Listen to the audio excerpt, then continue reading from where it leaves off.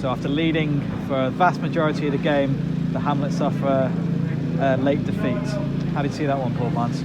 Yeah, frustrating. Again, you think about the reason why we've probably lost games recently is because we're too weak in terms of mentality. People, it's too easy to kind of find an excuse when we concede. Stop doing the things that have got us into that position in the first place. So you go in with 12 minutes to go, we're 1-0 up, and everybody looks like they're on top of the world, and they're running for each other, and all of a sudden you concede. And things change, and unfortunately, like I keep saying to people in that changing room, is you find out about people when there's setbacks, and unfortunately we're discovering bad habits coming out of the group of people, which we said is not what we're about, and it's down to those same people to turn them around. If that can't be done, that's when you have to go back and start asking tough questions and find out how badly they want to be here and how much they want to play for the club. It was a wonderful opening goal for George Budge, who's worked incredibly hard in the last couple of games particularly and really cemented his place in the side. How impressed have you been with him these last few games? He's always going to work hard, to be honest, and I thought his goal was a great goal. I was laughing and joking and saying that don't often see Paul score outside the box, so that's one for the memory book for him.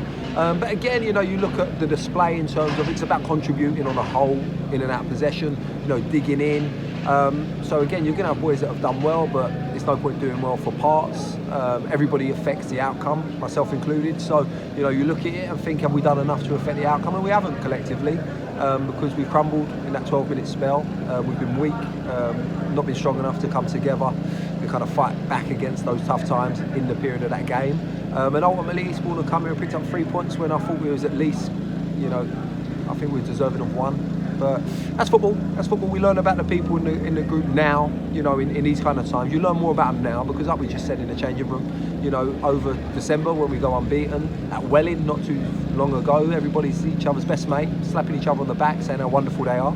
Now all of a sudden you've got people that want to argue, a bitch and moan. So that's definitely not the culture that I want to be associated with. It's not what I want to accept.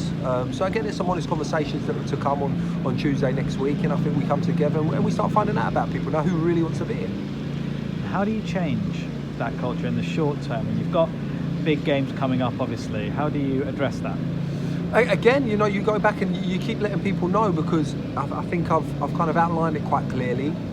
For next season, we're working towards next season. People that want to be here, it's a great club who want to be here. So I think sometimes boys only see the short-term gain in terms of, I'm here now. But I sometimes think people don't see, past that. What's it going to look like for them next season?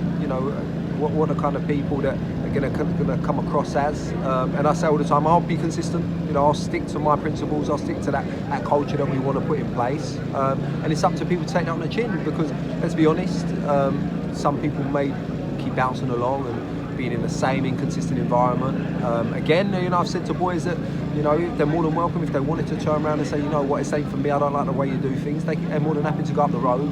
It'll be a lot different. I'm very inclusive, I'm very open-minded in terms of giving players a voice. I know there's some managers that are not going to be like me. So ultimately, you've got to come together and have a big boy conversation, with the players and say, look, this is what we want. It's a non-negotiable. You're either in or you're out. And then I think we're getting probably to that time now, because we don't want to waste people's time. And we don't want to waste the time of the people that are working so hard at the club. We deserve more. Absolutely. And despite the loss, another sellout crowd here at Champion Hill supporting this team to the end. Do you have any message for those fans? They're superb. They're always superb. You come here today as well, even around the game before it, it's a great buzz. Obviously my family come all the time now, and they feel really part of it. It's that real community. So for everybody to still be cheering at the end, there's times, and I've said it before, we probably don't deserve it. And again, it probably goes back to why players maybe do get so comfortable. Who won't want to leave this? I've been at other clubs when they won't be getting cheered at the end, that's for sure. It'd be quite the opposite. So I think players need to understand that. You're only deserving of a great environment, but you've got to contribute towards it. So if they're not contributing, we've got to start asking now who is going to contribute to Dulwich Hamlet Football Club.